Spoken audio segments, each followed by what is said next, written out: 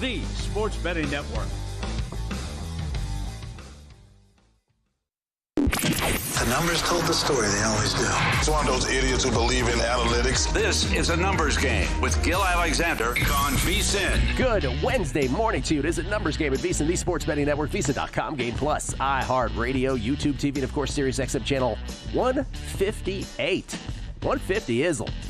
It's Gil Alexander. That's Kelly Bidlin, everybody. How you doing, man? Doing great. Someone did ask me what channel number we were on Sirius yesterday. Yeah.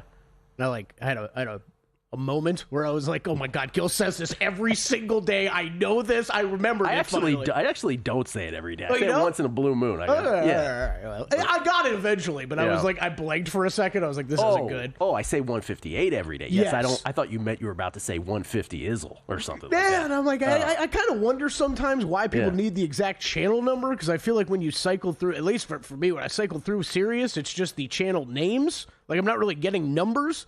So someone did drop the question on me, like, hey, what number are you guys? Oh, you got to know the number. Yeah. You gots to know it. It's a gots-to-know situation. I recovered. Good. Glad you're here. Glad you made it. Nice shirt, by the way. Is that Thanks, new? man. No, very old, actually. You having trouble that all your shirts are bigger than your size now? Oh, my God, this one I'm wearing right now is massive on me. I was going to say. Yeah. Okay. You're swallowing I it. hope there's not a strong wind. It might blow away. On the show today, listen here, folks. This is a Wednesday. Now, I know on Wednesdays you're like, well, Steve Fezzik's not going to show up today, but yet he is, because his schedule is different, summertime. So we're having him Wednesday this week, Wednesday next week. After that, I don't know. We'll see. But Steve Fezzik, usually the author of Fezzik Fridays, here today in hour number 2 to talk about all things on his mind. And he's got a bunch of stuff he wants to talk about. Plus, he's got bets in multiple sports. We'll talk about all of those things. Kelly with a few words on the Charles Schwab challenge. You were telling me yesterday you don't have much on this, is what you're saying. Yeah, a little bit lighter bet event, Okay. but yeah, I still got some in. Jason Weingarten under a cloud of smoke. We'll talk to him. He loves the idea of flag football in the Olympics. I don't know what his problem is, but he loves it. JVT, our NBA senior analyst, co-host of Money Moves. He'll be with us to talk National Basketball Association as the conference finals began last night with a, what's the opposite of a bang? A whimper? Yeah, a whimper. A whimper. Will Hill with all of his bets, MLB, NBA, and more. And let us begin. Before we get into last night's game, can we just talk about this? That we have not, as of this moment, and Kelly is frantically searching the old Twitter right now, but as of this moment, we do not have a vote on the Tush push yet. We do not have one. It may yet get banned, but we don't know that yet. The Detroit Lions did pull off the table their proposal for new and different seating in the NFL. Apparently, they decided this probably won't go through, or I don't know what they made a sort of assessment of their chances of this success. I don't know why the Lions were so intent on having seating changed in the NFL playoffs, but that one is tabled till after this season. So that one goes by the wayside for now. But as far as the Tush push, we do not know. I also just want to say one thing about the Tush push again, Kelly, because I feel like this is getting lost, and it bothers me when I keep hearing the same thing over and over again. The too cool for school thing to say about the Tush push, right, is, oh man, if you don't like it, you got to stop it, right? That's everybody's thing. Yeah. Okay, listen. Yes, there is some validity to that. Yes, that this thing is allowed. Good on the Philadelphia Eagles and the Buffalo Bills to some extent, but good on the Eagles for using it to such great success. But I don't want to diminish the counter argument as, not having some gravitas to it, because there is something to it. One, they talk about player safety. Now, I agree with you, for the people who are on the Eagles side of things, who are like, hey, we figured out something that we do better than everybody else. Too bad for everybody else. The counter arguments are player safety. Now, I admit there is not a bunch of data to support. I mean, that's the thing. There is that is not a good counter argument in my opinion. Yeah. Okay, but there are a couple other arguments. One is, and this is a little better to me, but also kind of flimsy, which is, it is aesthetically unpleasing / it is not a football play / it doesn't require football skill. It's a rugby play. That's argument 2, which is also kind of, subjective. Right. The third argument to me is the one that actually does hold water. And people who are in the, if you don't like it, just stop it camp. You have to use that voice, by the way, when you say it. they casually don't mention this one, which is that defensive players are not allowed to push other defensive players into the line. But on the tush push, the offense is, oh, yeah, sure, push anybody you want. That is a competitive imbalance that the folks who want this banned ought to be stressing more than the other stuff. That is a legitimate argument to make. No, I don't have a problem with that. Just to clean a couple things up of where we are at. So Schefter did tweet a couple hours ago, vote expected today. And we thought yesterday at first. Yeah. We thought yesterday, expected today. To enact the ban, of course, need 24 of the 32 NFL teams. I also see that we have Jason Kelsey in attendance for this. This is like becoming a thing, like to represent the tush push. So Jason Kelsey wants everybody to know he's there. Hey, this is incredible. Jason Kelsey is there to fight for the tush push, apparently. That is from Tom Pelissero. It's like the Westgate president who used to work for gaming showing up at my hearing. Just to let you know I'm here. It's bizarre. So to follow up, I agree with you on the pushing thing, okay? I also thought... Caught Dan Orlovsky talking about this yesterday, and I was kicking around with Danny Higgins, our great associate producer back there before the show. We were talking a little bit about this. Them changing the language of the rule actually has me more concerned. Like, I wish they would have just kept it to the tush push. Oh, what Kelly's referring to is the Packers yesterday was reported changed the wording. They said not just from the beginning of the snap, at any point in the play. And what was the other change they made? They eliminated some language. Well, you can't. You cannot be pushing a ball carrier at any time. So Orlovsky brought up a great highlight example of how this could really be changing a lot more of the game than we realize. And he had brought up like an Adrian Peterson run from back in the day, right? Burst through, they're at like the 20-yard line. Burst through, he's going into the end zone, gets held up at like the 5-yard line, right? First guy hits him on the defense. Another defender comes over. Well, what do we see? We see the offensive lineman come and push Adrian Peterson into the end zone. Yes, we do. So if you don't allow that anymore, what's going to happen is the defenders are going to be able to just hack at the ball all day long. So, like, he pointed this out, and I was like, wait, this is a great point. Like, this could completely change the game in an unintended consequence. That's a great point, too. The more I heard about, folks just going into this lazy bottom of the barrel, lowest common denominator counter. Oh, if you don't like it, stop. It's like, okay, let's be objective about this, right? I think you're right. I think the pro tush push folks are right about certain things, but the anti are right about the whole thing about you can't push on defense. To your, separate from your point, they can't. They're not allowed to do that. And if you can't offensively, that is a bit of an imbalance. By the way, a lot of people are going to dismiss the aesthetically pleasing, it's not a football skill part of things as being subjective. There is kind of something to that to me too. Like at some point, it's not that fun to watch. Like, would you rather watch someone throwing the ball 80 yards downfield or on a short yardage play, like showing just, speed around the corner, that kind of thing, rather than a rugby scrum? So anyway, we'll see how that goes. Not to belabor that anymore, but that was stuck in my craw this morning. Well, the other part about this, and I should know the answer before I bring this up, but like, are we talking about enacting this for this year? Like, this is now a very quick turnaround for a team like the Philadelphia Eagles that utilizes this in their offense. Eagles were downplaying it yesterday. They're like, whatever happens. They were saying that publicly. I mean, and I think there is a betting translation to this, right? Like, if you're looking at Saquon Barkley's, season-long touchdown props, like, okay, now the over's got a little bit more to it, right? Because you're not going to be getting as many sneaks at the goal line and stuff like that. It's going to be a straight handoff to Saquon. 100%. And maybe you don't think the Eagles will be as successful at short yardage. Maybe that has a macro impact for you on Eagles bets or thoughts on Eagles bets moving forward. The NBA conference finals began last night out west. OKC takes down the Minnesota Timberwolves on the strength of a 70-40 second half. Outscored the T-Wolves 70-40 in the second half. They win at 114-88. That 26-point margin was the biggest margin of the game. It wasn't quite as big of a blowout as the final score will have you indicate, but certainly the second half was. T-Wolves actually jumped out to an 8-0 lead in the first 70 seconds of the game. They actually then led by 9, 47-38. What do we talk about, Kelly, with all these Sugar Ray Leonard, Marvin Hagler end-of-round steals? Yeah. Somehow it was only 48-44 at halftime, though. Randall had 20. Julius Randall had 20 in the first half on 5 of 6 shooting from behind the arc, 6 of 8 overall. SGA was only had 11 points on 2 of 13 shooting from the field. Defense and points off turnovers keep you in it, right? T-Wolves had 10 3-point field goals made in the first half. Thunder only had 3 made. And then the third quarter happened, and OKC had themselves a 10-0 run that put them up 66-60 with 4:19 to go in the quarter. Then they extended it to 11 on the 17-2 run, that extended run. They led by 10 at the end of the third. Then it got to 14 with 7 minutes left. I don't know. There was a whole bunch, and it just kept going up and up.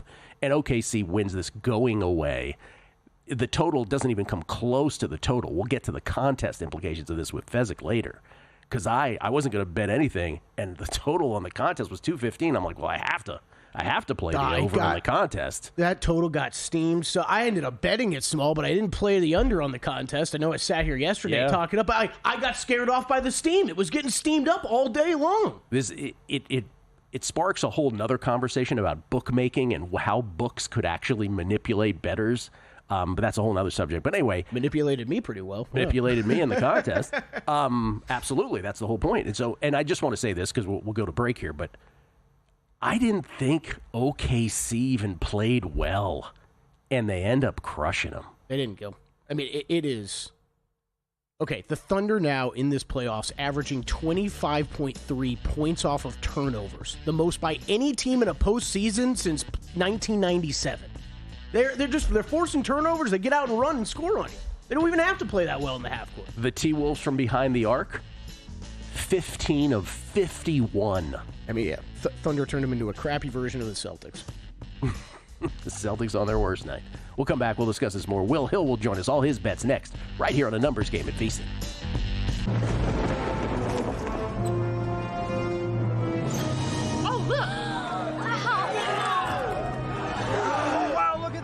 Derek, what's the guarantee? Derek? Time to make history. Millions are calling. Look for the Circa Million and Circa Survivor Guarantee on May 22nd, 2025. 2 ways to win. Millions guaranteed. 100% payback. So, Paulie, have you had a chance to read the VSiN Daily yet? Yeah. Came in at 3 a.m. What's Bill doing up that late? Well, rumor has it starts off with a 12-hour meditation session. Then he just pours himself over film and live TV, really focusing and taking it all in. Bill's in with the biggest insiders, talking trade secrets, strategies, the whole nine, absorbing the info. And then and only then can the writing process begin.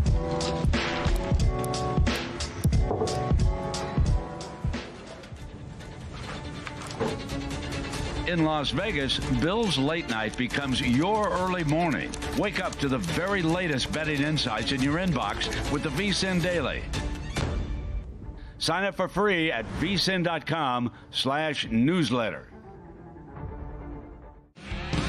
Coming up on the next edition of Follow the Money, we'll recap Game 1 of the Western Conference Finals, and we preview the East. Knicks and Pacers. First time in 25 years the Knicks make the conference finals. The Garden will be rocking. Also Dallas and Edmonton. Game 1 of the West in the conference finals. And a good baseball card with a ton of props. Jonathan Davis with hockey plays. Paul Stone on college football week 1 lines and totals. And Matt Humas will join the show. Follow the Money 4 to 7 Eastern on VSiN, the Sports Betting Network, and Sirius XM Channel 158.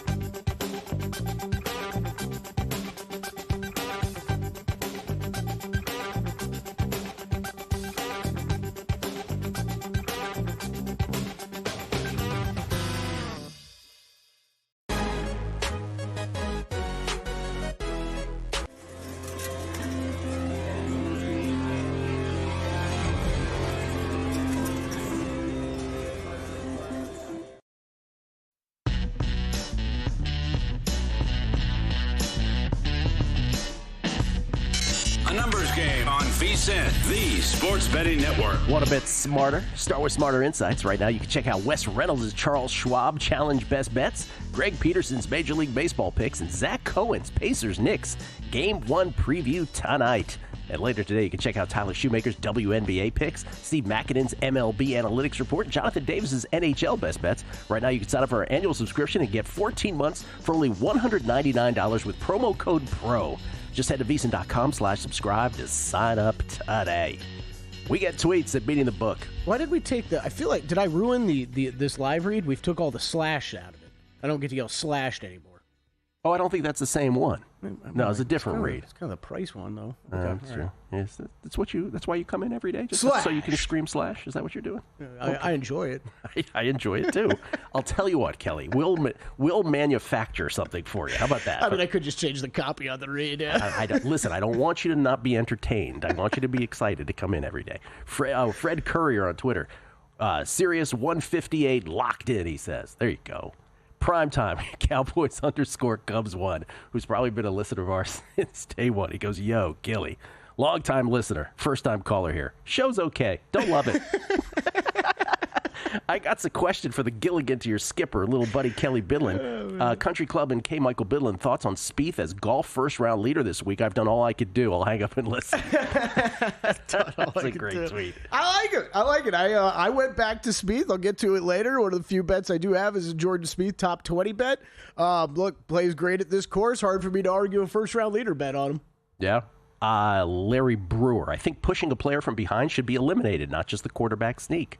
Rob L., race weekend here in Indianapolis. Can we find a guest Friday morning to handicap there's the Weenie 500 as well as the Indianapolis 500. They have 5 Wienermobiles that are racing around the iconic track. We'll have a guest for that. That'll handicap that for us, Kelly. We got Phil Bobbitt coming on tomorrow. Bobbitt will be on to talk a big race weekend. I think there's the Coca-Cola 600, Indy 500, F1, all kinds of stuff. Well, the race to the Wiener Circle is Friday at 2 p.m. Eastern, just so you know. Well, hopefully he'll have some thoughts. Is this something they do every single year? I don't know. I think it's brand new. JT, speed to burn. You're 100% correct on competitive advantage. They don't let offensive linemen hold or defensive backs hold receivers for that very reason. And it is boring as well, talking about the tush push.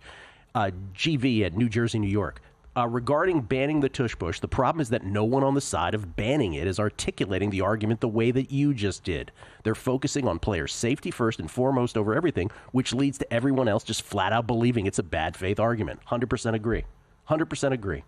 It sounds bad to say, but I almost wish the data backed up the injury point, because I think we can all, any rational mind, right, can say, well, this looks like a dangerous Stop with the injury argument if you don't have the data. The data's not there. Yeah. Just go with the one that makes the most sense, which is defensive players don't get to do this. Why should they? Torch D. I'm sorry, but SGA and the Thunder are unwatchable. Oh, I wanted to talk about this next with Will.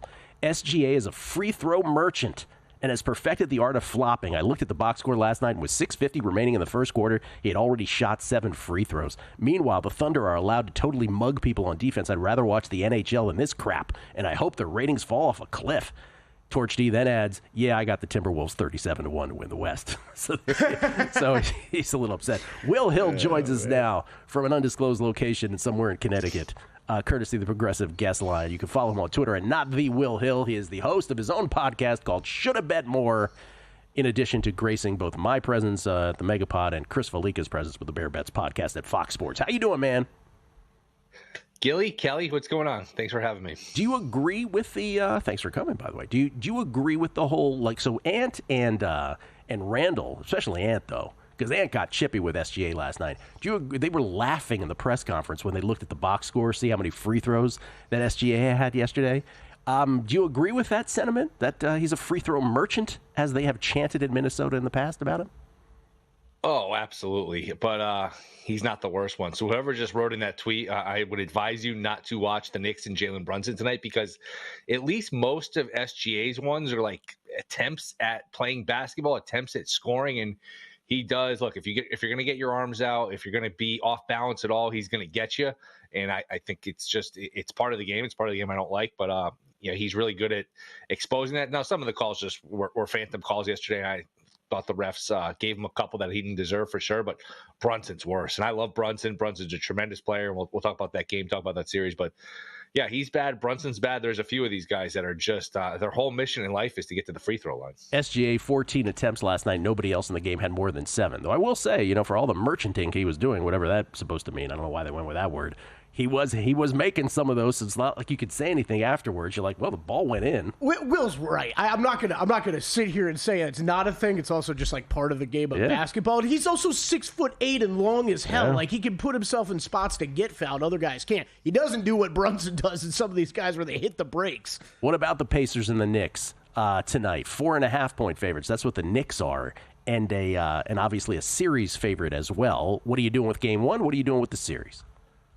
I did not play game 1. I think this is a complete toss-up. I did bet Knicks in 7 plus 400. I think, again, the dead even series, I just think ultimately Brunson at the end of these games, home court advantage in the Knicks. I just think with Mitchell Robinson back, there's a toughness, there's an offensive rebounding factor that I think ultimately gets them home. Remember, these teams played last year, and the Knicks were going to win that series. They were up 2-0 and had a decent lead in game 3. Couldn't close that game out. Game 4, they got blown out. I think that was on Mother's Day. And then game 7, by the time they hit game 7, they were just out of bodies, completely, broken down at that point. And they were just, their whole team was injured and really running to the ground by Thibodeau. I think good series, long series, over 5.5 games is $1.70 at DraftKings. It's gone up a little bit. I still think that's a really good bet. I'd be shocked if this is 4. I'd be shocked if it's 5. To me, this is 2-2 after 4, 3-3 after 6. And we're looking at a game 7 that probably comes down to the wire. So I don't have any interest in laying points in this series in any of these games. I just think these games will be that close. But Knicks in 7 at plus 400, I think is a good bet. I think you have a very good shot to get a game 7 if you're sitting there. With Knicks in 7 at plus 400, you can take the Pacers plus the points. You can let it ride. You can play something live. You can figure out lots of different ways to maneuver that ticket. But I do think we're getting a 7th game. I think we're looking at a very good, long series. It's amazing looking back in the 90s. We always hear these teams played a lot, but I went through it year by year. I did on my podcast 3 times in the conference finals, a bunch of times in the second round. The classic Ewing misses the finger roll in game 7 of the second round. There was obviously the 8 points in 9 seconds with Reggie Miller. There are so many iconic moments. So I'm sure we'll see all of them here. And the fact that Reggie Miller's on this call is going to be, we're going to get constant reminders, but this should be a lot of fun. I'm excited for it. By the way, before we get to your baseball plays, so one other thing about the T-Wolves and the Thunder, you never bought into the T-Wolves being live here, correct? I was just surprised. I guess I'll put it this. I was surprised that other people were surprised. I heard so much of, wow, this line is disrespectful to Minnesota. This line is too high. I didn't feel that way. I thought the price was justified. I picked OKC in 6 at plus 500. I thought that was a very optimistic outcome for Minnesota. Now, there are paths for Minnesota here. I didn't hear your open. I'll go back and listen to it as I always do. They got a ton of good looks. They got a bunch of open threes. I think they had 21 corner 3 attempts, and they've got them from some decent shooters. So there's meat on the bone for Minnesota to win a game, maybe win 2. But as far as winning this series, I mean, look, anything's possible, and we've seen upsets in these playoffs. But the idea that the price wasn't justified, I didn't buy that. To me, I think OKC is pretty likely to win the championship. I mean, that's not saying much as they're minus 220, but I'd be really, really surprised sitting here up 1-0 in the conference finals if they don't win this series and win the next series. And I picked OKC in 6, but if you told me that OKC's loss in game 6 to Denver was their final loss of the season and they swept Minnesota and swept whoever comes out of the East, I don't think I would blink twice. I'll put it that way. Wow. It's interesting because, boy, if it goes that way, the networks will not be happy with that. But I don't think that's the most outlandish comment I've ever heard. Let's put it that way. Thunder up 1-0 right now. Their series price is basically what their series price was going into the Denver series. Like I said, I don't even think they played well last night. I was like, you look up and they're up, double digits again. Okay, to baseball. What did you play today? Full day of Major League Baseball on a Wednesday. Yeah, I went first 5 under, Rays and Astros. Bradley going against Hunter Brown. Hunter Brown's outstanding. Bradley, the expected ERA is a good run in a quarter, better than the actual ERA. His stuff's really good. Walks too many guys, but to me, under 4.5 in the first 5 is good there.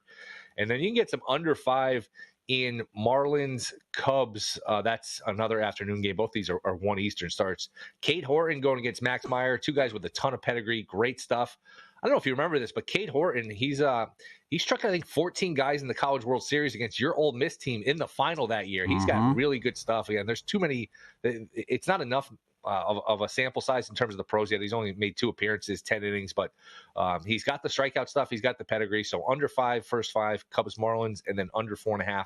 Rays and the Astros, some early unders. And I did play under 2.5 in both first 3 innings too. That's one that's Steve Fezzik has introduced us to. That's an underrated market, those first 3 unders. First threes, not everywhere, not available everywhere, but where it is, I have been playing them as well, even before Fezzik even mentioned You don't have them in Vegas? We don't have them in Vegas, do we? First 3 innings? I don't believe we do. I don't believe we do. Not Maybe that I'm Caesars aware and MGM. I don't know. Well, I'll have to dive deeper into that to find out. Will, appreciate it as always, man. Thank you so much. All right, see you guys. Thanks for having me. Will Hill, everybody, at not the Will Hill. 2 E's on the the. JVT in studio, NBA next. And they're off.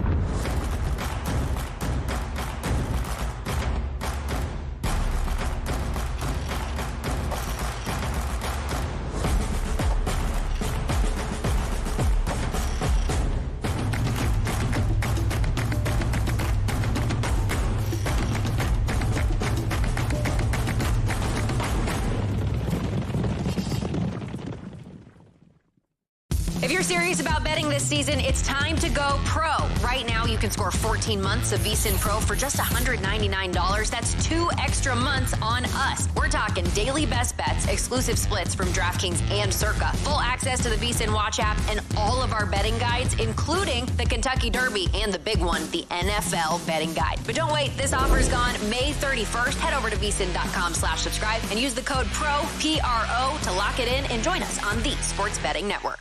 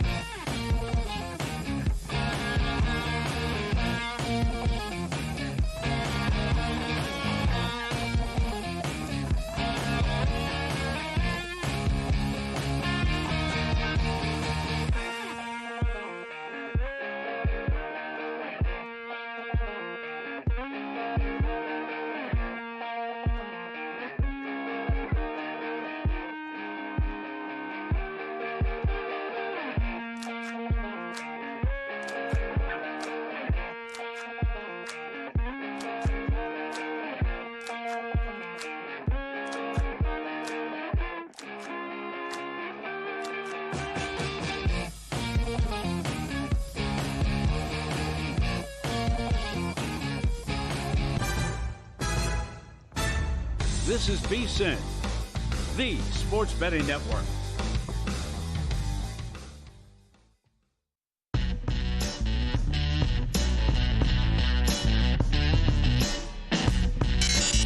Game on VSiN, the sports betting network. Don't forget to check out the Sharp Plays Unmatched Transparency with records updated daily, AI betting analysis, real-time global betting information, and alerts directly from the pros. Check them out, sharpplays.com. We get tweets at Beating the Book. Just want to read a few of these. This is from let's see, Shrek McPhee. Any thoughts on cross-sport parlays coming up soon? Example, Scotty U.S. Open, Iga Roland Garros, 12-1. Boy, you know how much I love Iga, but it's tough right now. Now, if she won this, I would not be surprised, right? Because it's her surface, and she's won 4 of them, for God's sakes. But mental blocks are mental blocks. I don't know if I could bet that. I mean, just overall thoughts on cross-sport parlays? Oh, love them. They're fun. Yeah. They can be profitable and Yeah. great, but I just, don't go crazy with Well, some of these I've been hearing lately are ridiculous. Yeah. Yeah. You'd be like tying things into the football season? Yes, I don't know correct. if I'd be doing that, or week 1. Yeah. Scuba Scott, shout out to Kelly for using 2 words that I learned for the first time during my 6-year run of elected public service. Those are unintended consequences. I brought forward legislation that I thought would be great, and I got quickly voted down. Unintended consequences. That's your thing? Okay. Matthew Said Mayberry. that about the Tush Push. Absolutely hate watching these guys draw fouls. Will is spot on, though. Brunson is by far the worst. He tries to make the refs think he got fouled more than score. Oh, more than trying to score, I guess he says. Almost every time he has the ball. It's just a lot of Jalen Brunson hate on the show this morning. You know who I think of was the worst, was Trey Young, how he used to back up into players. Yeah, that has been a rule that has now been established to stop that, although they haven't done a great job, I would say, of fully enforcing that. But Daring refs to call it. And then one more here, Scola. Did I just hear Kelly follow up the wiener races with a straight face Bobbitt reference, or was that not intentional? Yeah, Phil Bobbitt. He's on the show tomorrow.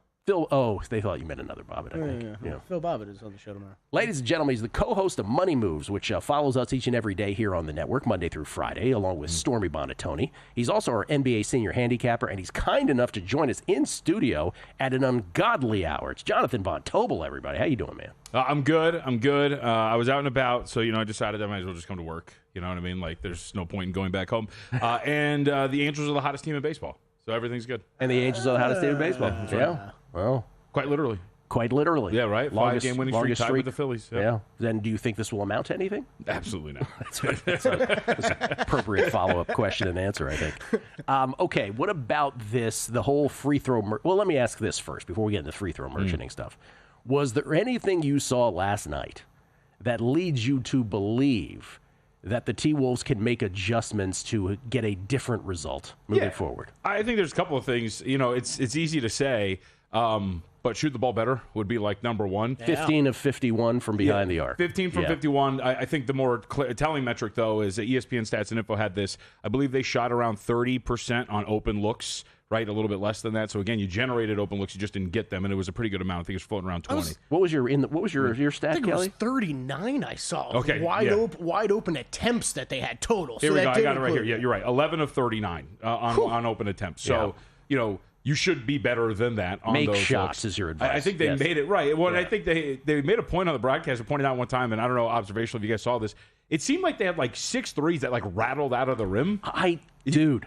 It was As weird. someone who had the over in the contest, I absolutely noticed that. So it was so odd. So in other words, I think you could probably do that. But I do think they deserve some criticism. And I actually thought Tim Bontemps of ESPN made a great comp.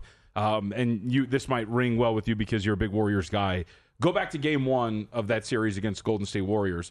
Shots didn't really fall from Minnesota, but they also weren't really doing well within 4 feet of the basket. And the rest of that series, they killed Golden State, getting to the rim, getting points in the paint. In this game here, they only had 12 shots within 4 feet of the basket, according to Cleaning the Glass. That's incredible. That's it. Over a shots. full basketball game. Like, you can't have that happen. Anthony Edwards, for some odd reason, maybe it was a tweak of the ankle or whatever it was, he was very passive. I think in the game, he only took 12 shot attempts. I think that's his lowest in the postseason, maybe even ever. And you're talking about a single game, but it's a very low number for him. So I think there's 3 clear adjustments that you can really make that would make you feel a little bit more confident. Because here's the thing, guys. OKC still wasn't really great on offense in that game. Much of their offense was supplemented by their transition offense through steals. If you look at cleaning the glasses, which we know they can keep up, right? Like they can sustain this. This is what they do. Right. Well, and Minnesota also turns it over, right? Right. Like that's the other part of the problem. It's one of the pieces of the equation that I brought up when we talked about it with Stormy, which was if you're going to lose this series, it's going to be supplementing the Thunder offense with these turnovers and easy runouts. They have over 50 points off turnovers in the last 2 games, the Oklahoma City Thunder. They've been dominant in that regard, so you can't give them free possessions. And I think those are the easy adjustments to rate, right? Making open shots not easy because that's kind of random once it leaves your hand, but attacking the rim more, forcing the issue there, not turning the ball over as much and giving them opportunities, and Ant being more aggressive. I think those things can help. T-Wolves, once again, are going to be not going to be, they are 7.5-point dogs for Game 2 tomorrow night. The total down to 214. And remember, it got steamed up. What did it end up? 219.5 or something yesterday? Yeah. I saw 219. 219.5. Wow. I feel like I want to play the over. Yeah. Again. So I'm with you. Like, I used the over in the contest and thought that was a play. Obviously, I think we were getting a little too. We were 215.5, and it ended up 219.5. You had so to play it. It was almost you had to, right? But I would agree with you. I mean, look, I think this is going to be a series where it's going to be relatively quick. The Thunder are going to want to get up and down the floor. I think the Wolves are athletic enough that they can acquiesce and play to that pace. The Thunder are going to be able to score quick, as we talked about. The steals are going to be there for them, and they usually turn that into points. And the Timberwolves are a better shooting team than what we saw. So if you kind of get all of that coming together, I would assume that you're still, like, I would agree with what the market was. Now, all the way up to 219.5, right? Like, you could probably quibble with that. But essentially going from what one original number was at the open, 213.5, and betting that up, I think it's a little bit closer to like 217.5 for the total here. And if I know JVT, I'm going to guess here. If I know you have no issue with this supposed free throw merchanting thing that everybody's throwing around. No, not. I think you can. I think with anything, there is nuance, right? Like, can I point to like 4 or 5 like foul calls in that game? I was like, dude, guys, like, what are we doing? Absolutely, but I think a vast majority of the fouls that Shea draws are legitimate. I think it's part of the game. I thought that there was look, he plays the game differently, and so games are going to get called. I think you can quibble with some of the calls he gets. You could probably cut into it. But guess what? If you remove all of his free throws from the game yesterday, guess who still loses? The Timberwolves. Wow. So, like, it is an issue, but I do think, like, it's not as big as we make it out to be. I didn't know Ant was harboring all this resentment, though. That was new to me last night. Yeah, right? Yeah, he seems a little ticked off by it. Yeah, well, I mean, push the issue, though, right? Like, again, it goes back to what we talked about, like, the beginning of that Warrior series. You're a better, more physical team. Ant didn't have, I don't think he had any, or I think he only had one attempt in the restricted area in that game. And that was when he tried to, like, decapitate a dude and miss the dunk. Like, you've got to also force the issue there, too, dude. Yeah, he scored 0 points in the fourth quarter. Ant did. I mean, honestly, I think that's I think we're blowing this out of proportion a little bit of the foul hunting from SGI. If you want to argue the other side, like Chris Finch has been doing all playoffs on, I'm okay with that. If you want to argue there's too much fouling going on by the Oklahoma City defense that's not getting called, I actually think that's more of a thing, because there's a very fine line, as we all know, between good defense in the NBA, especially on the perimeter, and some hand-swatting fouling that's going on there that's just getting ignored. Yeah, so I think there's two things, right? First off, the comp has been made, and I agree with it. The Thunder are playing like the old Seahawks, Legion of Boom, right? The Legion of Boom would commit holding on every play, and they would essentially dare the refs, call it every time, bro. And unless it was absolutely egregious, the refs would kind of let it go. Doesn't take away from the greatness of the Seahawks, but they would push that envelope there.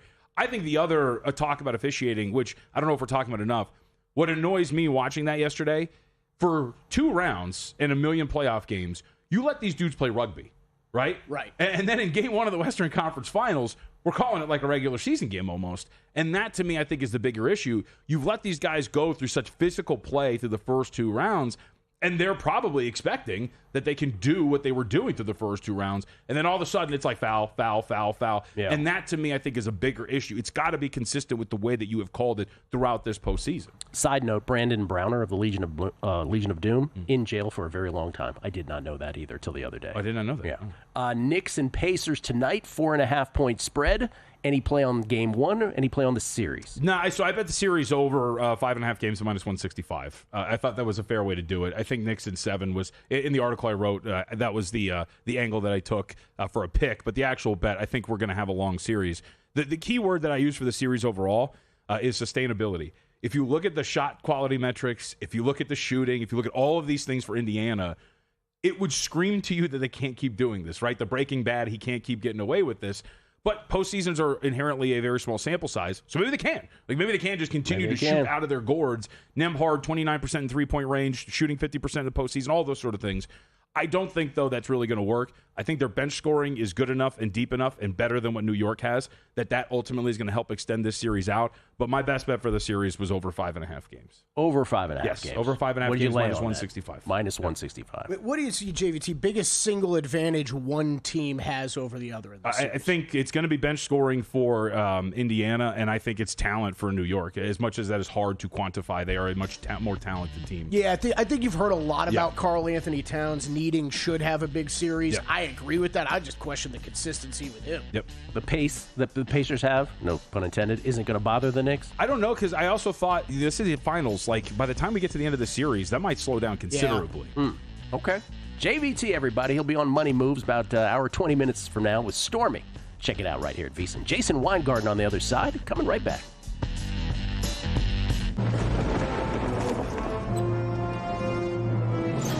Oh, look!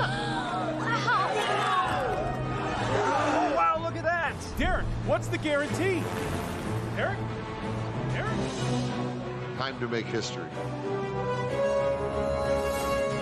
Millions are calling.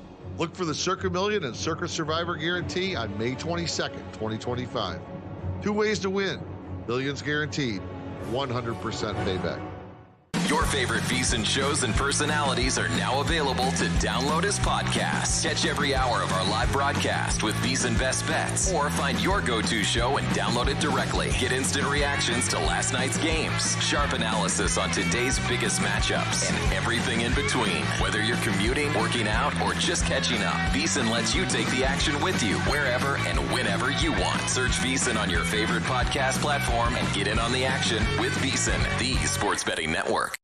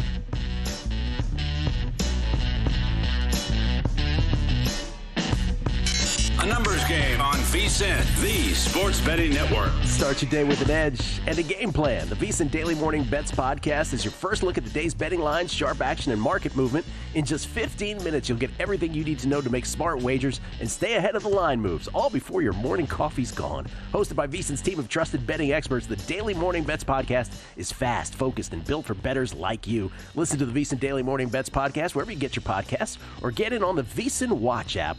The sharpest way to start your betting day is the VSiN Daily Morning Bets podcast. We invite you to check that out. By the way, Steve Cohen, who runs things around here, was reminding us yesterday, and I think appropriately so, because we always say at the top of every hour, we're like, hey, you can check us out on, Game Plus, VSiN.com, YouTube TV, Sirius XM channel 158. But I don't know most people, but we have a large portion of our audience that watches us not in real time. And for that, you can go to multiple places. You can go to the VSiN Watch app, for instance. Easy to call up not just that day's show, but shows from days past for every show, by the way, on the network. And then, personally, every show has its own podcast. We have an ANG podcast. We never talk about that. My bad. Yeah, no, it is. Yeah. You're right. I know we have a large part of you guys that listen to us on replay. So, yeah, it's VSiN.com. We're even doing some new stuff there with the video. I know we're taking the time to take the commercial breaks out for you guys, so you can just watch it commercial free. So that's kind of new. The podcast, Long Shots is up, by the way, 2 podcasts for the week. Check that out. Matt and Wes did a great job yesterday. I took a week off. You mean you don't have to hear the guy with the grovelly voice who doesn't want to be a lawyer, or let you know that he might sound like a lawyer, but he isn't one? Have you heard that commercial? Yeah. That guy really doesn't want you to think he's a lawyer. We get tweets at Beating the Book. Folks should know also. Savannah, in our ear. I was crying while you were doing that read. Savannah, what is Savannah's title here? Technical director. Empress of Operations here on a numbers game? Technical director / Empress of Operations. Savannah Banana says in my ear, she goes, well, we don't have Jason yet, so you might have to tap dance. To which Kelly and I then decided maybe literally we should have Kelly tap dance during the breaks while you guys wait for Jason to show up. There's a lot of dances that I could do, Gil. Like me even attempting to try to fake the moves of a tap dance. I don't even know where I'd start. I'm just worried you're going to tear your calf muscle again. I refuse. Hey, I would do it, but I need a top hat and a cane. Yes, I you refuse to do it without a top hat and a cane. All right, Savannah, top hat and cane. We get tweets at Beating the Book. Shades of Mako.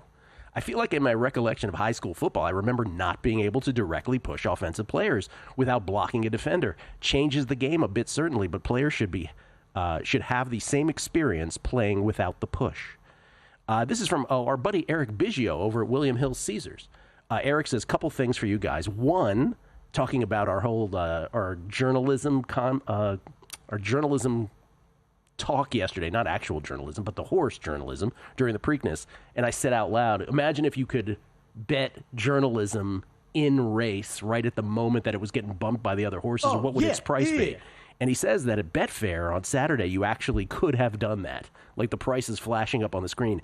And journalism hit $58.13 in play right at the bump. That is wild. Felix, who watches our show all the time, he emailed me yesterday about places having in-running horse race. Well, and they're flashing up. So he sent me the video of from that $58.13 mark, watching journalism's price just go down the rest of the stretch is amazing. And then number 2, he says about 3-inning derivative bets. They do have that at Caesars William Hill, as well as a bunch of other derivative markets. So thank you, Eric Biggio. I did not know that. I was betting 3 innings at a little off the grid kind of place, if you know what I mean. Roger Jones, Brocco wins.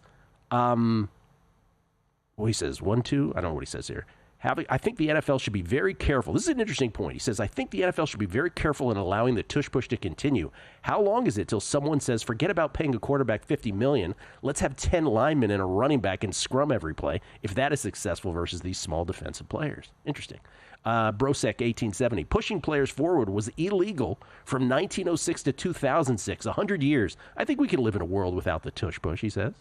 Tom F., as an Eagle fan, ban the push. I'm tired of people crying about it. Then we can go back to the aesthetically pleasing regular quarterback sneak. And then Brian M., if the NFL does ban the tush push, will it be reviewable? Oh, that's a great question. Pretty clear if a guy's pushing the ball carrier or not. That's right. Could you go to replay and say, sorry, Eagles, you pushed a player? Doesn't count. Man. Interesting. Well, it would fall under that whole reviewing a penalty thing, right? So you couldn't, I don't know. I'm not even going to try to speculate on that. Yeah, let's see. Yeah, Jesse Welch, the race to the wiener circle. Ha, ha, ha. I see what you did there. And pick 10. Think Eagles still sneak 8 to 10 touchdowns by Hurts next year. They'll make a point of scheming a way to plow it in anyway. There you go. Ladies and gentlemen, he comes to us from under a cloud of smoke. It's Jason Weingarten now as we worked out the technical difficulties. How you doing, Jason? Courtesy of the Progressive Guest Line. What's happening? Not much. It's, I don't know. You are, let me Wednesday. Just say, getting ready. Let's add to the Jason Weingarten things on your mind, the things that Jason has loved here in the last month. The Shedeur Sanders slide. He was obsessed with that in the draft. Bill Belichick and the young lady. Are they engaged? Are they not? That kind of thing. There was a third one. Story's not over there yet. Yeah, story's not over there. It's not over there. There was a third one you were obsessed with. I can't remember what that is now off the top of my head. But this one, the flag football being allowed in the Olympics. You are pro flag football, yes?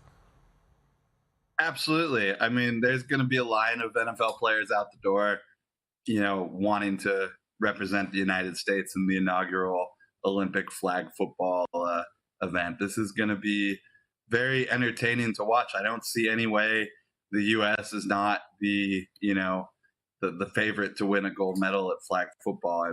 We're going to send an NFL team, even if we send the 7th string, best players we have, whatever. They're going to dominate this. It'll be fun to watch. I'm personally incredibly excited for the Olympics coming to LA, albeit as many events as I can go to. So, can't wait. Yeah, last Olympics in LA, 1984, which was a big deal at the time for sure. Okay, what did you bet in baseball today, sir? 2 plays for me today. One this morning. I got the Marlins plus 125 against the Cubs with Max Meyer on the mound, and I got Logan Webb and the Giants minus 202 versus the Royals. I bet him last week, betting him this week. I think Logan Webb has an outside shot at the National League Cy Young still right now. Let's flash up the updated May wins total. By the way, Padres lose again yesterday. 0 for 3 with runners in scoring position. They get blanked by the Blue Jays 3-0. The Padres are one of these teams. I think the Twins called the Padres, Kelly, and they were like, hey, look, this guy has a bet on you guys for most wins in May, so why don't you guys stink it up for a while and then get good the next month? That's what we did. This is brutal to watch, This is brutal. Jeez. I mean, the Padres, we update it every day. Padres aren't even on the screen anymore. Twins 13-3, Tigers 13-5, Cardinals 13-5, Phillies 13-5 as the Twins get rained out again yesterday. But remember, at Circa, if you have the Twins, you would win on a fewest wins tiebreaker. That would be the first tiebreaker. My question to you is the same that I asked of Borchard yesterday, or Sporer the day before, which is, of these teams here that are doing so well in May, and I want to specifically target the Twins and Cardinals as the 2 teams that were less likely to do this than were the Tigers and Phillies. Which is the most sustainable between the Twins and the Cardinals? Do you think either team is for real? Man, Twins was not the team I expected to see up there. They were actually the next team on my list today with Chris Paddock as the bet I almost made that just didn't get there. But I've been interested in Chris Paddock. He was a guy I liked as a rookie a couple of years ago. He pitched 7 innings in his last 2 starts, so I actually had it on my list of games to watch today to keep an eye on Paddock and see how he's pitching. But the Twins, they were left for dead pretty early in the season. So to see them 13-3, I'm actually pretty impressed. They're bouncing back so quickly. I don't know if it's sustainable, but I don't know. I think the Twins, they've definitely shown me a little something. I'm going to have to watch them a little closer this next week. I'm not going to say they're in a much better position than they were a week or 2 ago. I think the Cardinals are the most unsustainable, though. They've just been winning everything, and yeah. I don't necessarily buy them. By the way, you know what we never show is the bottom of this for May? Rockies 3-14 with a minus 70 run differential this month already. That's not ideal. Orioles 3-14 with a minus 40 run differential, so they have the same record. And then it's the Pirates at 4-14 with a minus 34. All of that is sustainable, right? Like they all just stink.